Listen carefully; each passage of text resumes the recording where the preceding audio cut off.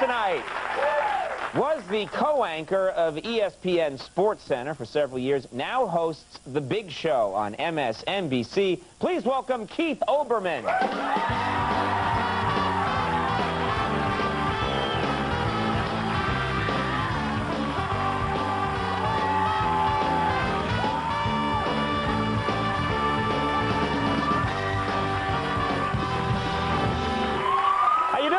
I'm wearing a shirt. I decided I'd wear a shirt rather than what we've seen so far in the show so far.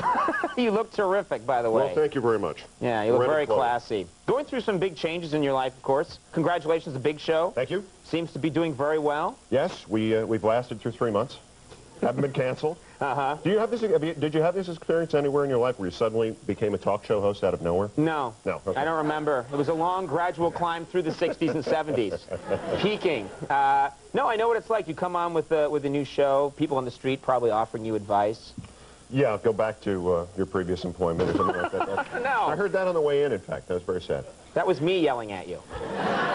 Sorry. Well, thanks for the warm greetings. Yeah. Happy New Year to you. Yeah, right. Have a nice 98. This is, you're doing a special show this Friday, right? Yes, we have the, what we're calling the Best of the Big Show. That's the second choice. The original title for it was going to be All the Stuff That Didn't Suck. But we thought that wouldn't look good on the marquee, and also apparently was not a good joke. So I don't know, that's kind of how TV works. Can I do what you did earlier now? Just go plummet face forward and go ahead. So you're doing a best of the 3 months you've been on the air? Yeah, it's kind of a stretch. Basically, it gives everybody a couple days off. Yeah, sure. Well, we understand how that works. You do something on your program. I like the concept here. You have celebrity guests on the show. Right. And you kind of pin them down, trying to get them to say something maybe embarrassing, something they shouldn't say about their hometown. Well, we just like to get them to say something. Right. I mean, you know how this is. You ask people questions, and then maybe they answer, and maybe they don't. But we do this segment where we ask them about their hometowns, and sometimes we have this very bizarre response. We had Janine Garofalo, who gives bizarre responses anyway, but yeah. she came on and explained that she was on Columbus Day in high school, in wherever it was. She grew up in New Jersey. She was on a field hockey team, and they had school off that day, so the field hockey team had a game in the afternoon, but they were off, so they all went over to her house and got stoned. And then they went and played the game stoned, and they all got suspended. And how could you have elicited this kind of answer unless you're asking them just, remarkable questions about their home? What was it like growing up? And then the one that was really kind of frightening, we had Ed Koch on, who, as you know, is doing this. Frightening enough right there. Well, no, that's true. Why elaborate? We had Ed Koch on, and he's doing this series where he's the judge now in the People's Court. Yeah. Oh, yeah. Okay. Hey, I could be doing that in 8 years. I'll just take it when it comes along. You and I may be both of those editions. Right? So, I'll be your bailiff. That's it. Conan, take care of that. Yes, sir. So Ed was on, and he said, I said, what are your memories of growing up? And he said, I was in Crotona, and my earliest memory is that of going out into the park and playing doctor with a little girl. What? Really? You should take that tape to the People's Court. Yes, sir. Play it for him. Try and get him in some kind of trouble. I don't know if he gets any kind of city pension after being mayor of New York, but we may bring it to their attention, too, because I didn't want to ask the follow-up question, which was, what year was this? 1979. How old were you, sir?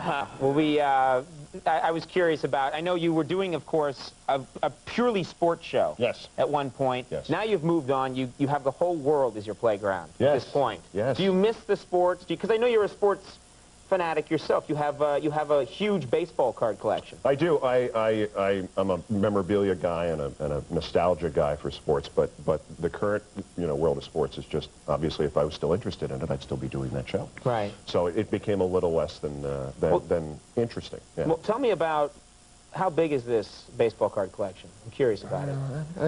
I've been estimating it's like 35,000 or 70,000 or whatever cards. That's incredible. Yeah. And some of these are probably very expensive. Like, what to you, I imagine you have some cards that are very rare, very unusual. What is your favorite or most eclectic card? Well, certainly the most eclectic is I have the autographed card of the ball player who was eaten by sharks. This is a very rare card. He was eaten by sharks, and it gets weirder. It was on the field. That's it, right. It was Shark Day and nobody told him. Yeah. throwing white sharks onto the field. Yeah, Bill Veeck, the controversial owner of the White Sox, Sure. one of his great ideas was Shark Day. Tragic. No, seriously, the guy played about 35 games in the major leagues, and so his autograph would be scarce to begin with. And then that winter, he went and played in Venezuela in the winter leagues.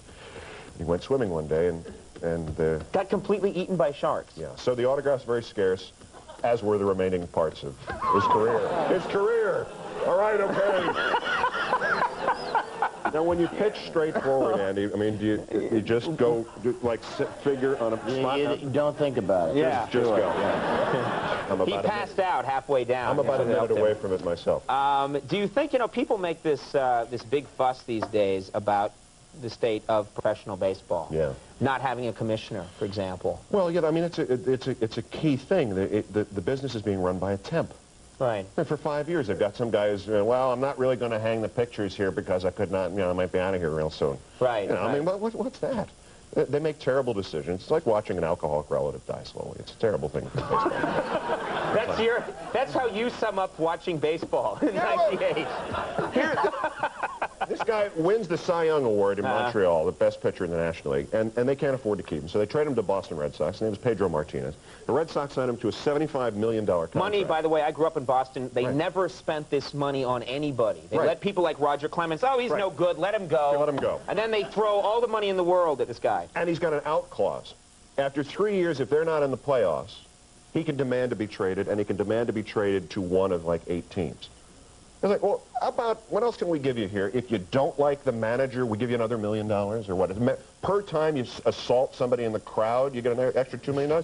Everything they could do wrong, they do wrong. So it's very frustrating. What about this rumor that they're saying that it's possible, and I don't know, I'm a moron, so I believe anything I hear, but it's possible that when he gets out of office, Bill Clinton may want to be the commissioner of baseball. Well, that's a great idea. You would like that? Oh, I'm sure. Mix the worst run sport in America with a politician. That's perfect. Ed Koch is not available for the job, apparently. He may be then, he may be all ready to do it. A lot of experience out in parks, Ed. Oh, I know, I heard that.